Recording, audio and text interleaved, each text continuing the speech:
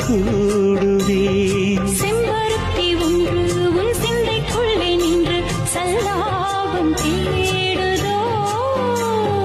சங்கமங்கள் கண்டு உன் அங்கங்களில் இன்று செந்தேனும் ஓடுதோ. இன்பங்கள் என்னென்று சொல்ல வார்த்தை இல்லையே. இன்றைக்கும் என்றைக்கும் இனி பிரிவில்லையே. சொல்லவா சொல்லவா